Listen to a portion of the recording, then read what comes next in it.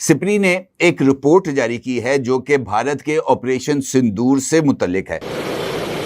अच्छा, ठीक है। इस रिपोर्ट में ये इंकशाफ किया गया है कि पाक भारत कशीदगी और इस कशीदगी के दौरान 9 मई की दरमियानी शब भारत की तरफ से पाकिस्तान की 3 अहम तरीन एयर बेसिस को निशाना बनाया गया था। जिन आदाफ को भारतीय ब्राह्मोस मिसाइल्स ने निशाना बनाया था उसमें सरगोदा के किराना हिल्स, तोबा, उसके साथ साथ मुसफ एयर बेस को निशाना बनाया गया था, तोबा, उसके साथ साथ डीजी खान के करीब कमांड एंड कंट्रोल सेंटर्स के नेटवर्क C41 को भी निशाना बनाया गया था। तोबा, क्योंकि भारत ने इनफैक्ट पाकिस्तान के मसल्स को टेस्ट करने की कोशिश की थी कि रवायती जंग के फ्रेमवर्क में रहते हुए किस तरीके से न्यूक्लियर इंफ्रास्ट्रक्चर को तबाह किया जा सकता है। My God! और इस पैगाम को पाकिस्तान की तरफ से बहुत ही सीरियसली लिया गया था। अच्छा। और फिर पाकिस्तान ने इसका जवाब दिया था। अच्छा। अगर पाकिस्तान ने अपनी न्यूक्लियर डॉक्ट्रिन को इस्तेमाल किया तो आपके पास रद्द अमल देने की कैपेसिटी नहीं रहेगी। क्या बात कर रहे हैं? क्योंकि आपका कमांड एंड कंट्रोल इनफैक्ट आपकी ना कमांड में होगा और ना ही उसके ऊपर आपका कंट्रोल होगा। समझ आइए आपको नाज़रीन? नहीं। उसके ऊपर अगर कंट्रोल होगा और किसी की कमांड होगी तो वो पाकिस्तान के जिन्नात की होगी। क्या बोला तूने? तो वो पाकिस्तान के जिन्नात की होगी। मतलब कुछ भी। मैं यूएई के होके अभी मैं तुर्की होके आया हूँ और मैंने उन भाइयों को कहा मैं आया हूँ तो आप समझेंगे शायद ये मांगने आया है। मैं मांगने नहीं आया लेकिन मजबूरी है। Chinese equipment had failed against India. ये बात सच है, ये लोग माने ना माने, पाकिस्तानी कभी नहीं मानते। वो तो ये भी नहीं मानते कि 71 में वो लड़ाई हार गए थे और 93,000 लोगों ने अपनी पेंटें खोली थी ढाका में। नहीं मानते आप किसी पाकिस्तानी। नहीं, वो हमारे साथ साजिश हो गई। वो कवर करने की कोशिश करते हैं। वो लाहौरी खून में है, लाहौरी ब्लड में है झूठ बोलना। Whenever a Lahori says good morning ना, always check your watch. Evening होगा, झूठ बोल रहा होगा। वो नॉर्मल विश करेगा ना, गुड नाइट बोलेगा। आप नींद से उठे, वो बोला गुड नाइट तो चेक कर लेना यार, मैं तो दोपहर को सोया था, इतना थोड़ा ना 1 घंटा सोया था। कहना कि आफ्टरनून नहीं है, इवनिंग हो सकती है। लाहौरी का डिफैक्टो सेटिंग है झूठ बोलना। वो मंत्री था पाकिस्तानी जो कह रहा था कि 80 भारत के जहाज आए और 4 मिसाइल लेके कितने, वो नहीं बोल रहा था। फिर अमेरिका से भीख मांग रहा था, फिर तुरंत कहा कि ऐसा, फिर इसी बात पे लाओ एयर डिफेंस। हाँ, एयर डिफेंस इक्विपमेंट लाओ, मिसाइल लाओ। ये उसी के लिए गया है। But if we don't get any equipment, you've seen what would have happened to us if we didn't have air defense. We would have been rubbles. We'd be pulling out 60,000 kids from the rubble of schools. And when 80 planes come at you, 80 in a few hundred miles, when 80 planes come at you, all of them having 5 missiles each, you multiply 80 with 5 missiles, and you know what India was coming at. Were they coming to hit one residential area with 80 planes and 400 missiles, some of which were dual carriers of atomic kind of warheads? So you saw what they were coming at. You saw what they came with. And you saw the technologies that they deployed from various countries. So I would say, bring it on, man. Give us those technologies. We'd buy them from you. सुन लिया दोस्तों आपने? पाकिस्तानी मंत्री ये कहता है कि इतने जहाज आ गए, इतनी मिसाइल आ गई और इसलिए अमेरिका हमें दे दे। ये मांगने के लिए गया है इनका एयर चीफ, मांगने के लिए, क्योंकि उसको पता है कि चाइनीज इक्विपमेंट फेलियर इक्विपमेंट है, पूरा फेल है। लाहौरी जो है ना, मैं लाहौरियों के ब्लड ग्रुप को पहचानता हूं। एक और सुनो। So what about the J-35A fighter jets? Are they going to be delivered by 2026? I think it's only in the media, it's only in the media, and it's good for sales, Chinese, defense sales, ये पाकिस्तान का defence minister है ख्वाजा आसिफ, जो कह रहा है कि नहीं, ये तो सोशल मीडिया की बात थी कि J-35 हमें मिलने वाले थे, हमें तो कोई मिलने नहीं वाले। ये तो ऐसी बात कर दी, ऐसे ही बोल रहा था, ऐसे ही बोल लिया था वही। तो भाई इशू ये है कि अब ये अमेरिका को अपसेट नहीं करना चाहते।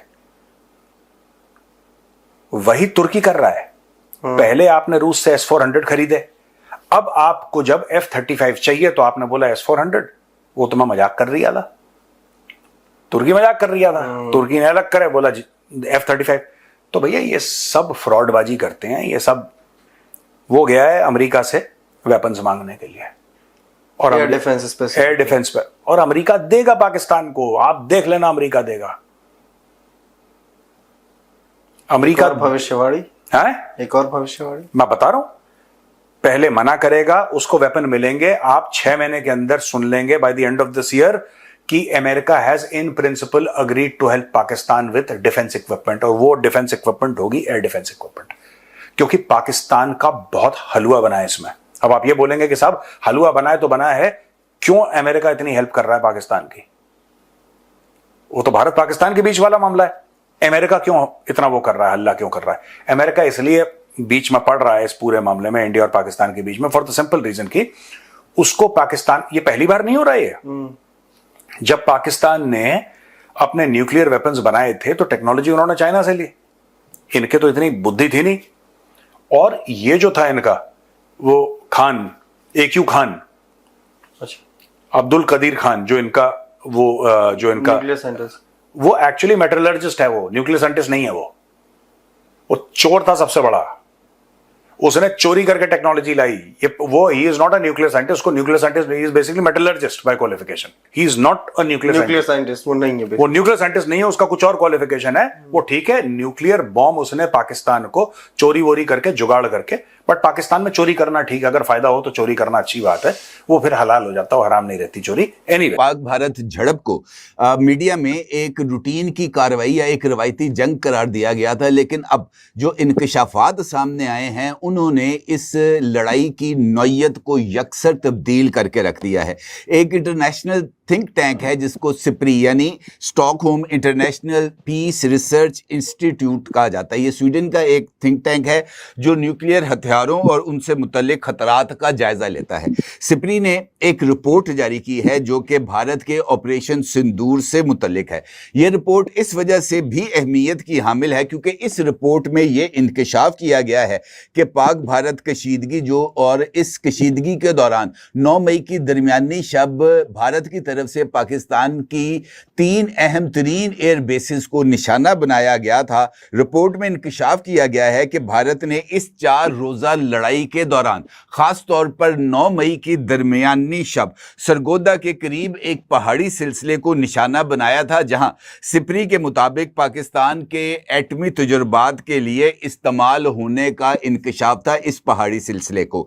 और इसके साथ साथ ये इंकशाफ भी किया गया है कि सरगोदा की मुसफ एयर बेस पर एक तैयारा मौजूद था जो कि न्यूक्लियर हथियारों को लेकर जाने वाला था, यानी एक ऐसा jet, fighter jet Mushaf air base पर मौजूद था जो कि न्यूक्लियर हथियारों को लोड करके एयरबोर्न होने जा रहा था। ये इंकशाफात बहुत ही ज्यादा अहमियत के हामिल हैं और इसने इस सारे पर्सपेक्टिव को यकसर तब्दील करके रख दिया है। इस रिपोर्ट के मुताबिक जिन आदाफ को भारतीय ब्राह्मोस मिसाइल्स ने निशाना बनाया था उसमें सरगोदा के किराना हिल्स जो कि न्यूक्लियर तजुर्बात के लिए पाकिस्तान की एक सिप्री के मुताबिक साइट थी, उसके साथ साथ मुसफ एयर बेस को निशाना बनाया गया था। उसके साथ साथ डीजी खान के करीब कमांड एंड कंट्रोल सेंटर्स के नेटवर्क C41 को भी निशाना बनाया गया था, क्योंकि भारत ने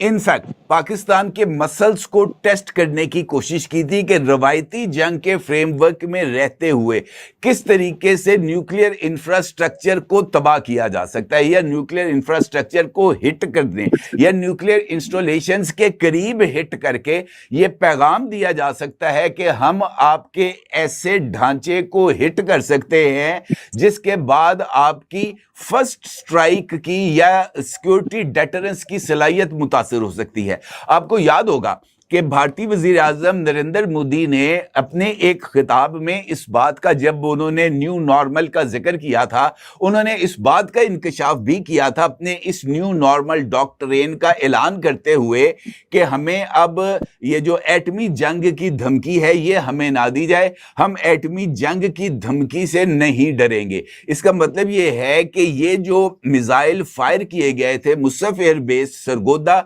या करना हिल्स सरगोदा पर, वो इनफैक्ट यही एक पैगाम था और इस पैगाम को पाकिस्तान की तरफ से बहुत ही सीरियसली लिया गया था और फिर पाकिस्तान ने इसका जवाब दिया था और पाकिस्तान की तरफ से वो जवाब भी बहुत ज्यादा अहमियत के हामिल थे, क्योंकि उन जवाबात के नतीजे में भारत के पूरे इंफ्रास्ट्रक्चर को जैम करके रख दिया था। भारत के कमांड एंड कंट्रोल सिस्टम को साइबर अटैक के जरिए हैक कर लिया गया था और पाकिस्तान का ये पैगाम भारत के लिए बहुत ज्यादा अहमियत का हामिल था और ये पैगाम ने ना सिर्फ भारत को ये वाज़ेह तौर पर बता दिया था कि आपकी तरफ से किए जाने वाली किसी भी कार्रवाई के नतीजे में अगर पाकिस्तान ने अपनी न्यूक्लियर डॉक्ट्रिन को इस्तेमाल किया तो आपके पास रद्द अमल देने की कैपेसिटी नहीं रहेगी, क्योंकि आपका कमांड एंड कंट्रोल इनफैक्ट आपकी ना कमांड में होगा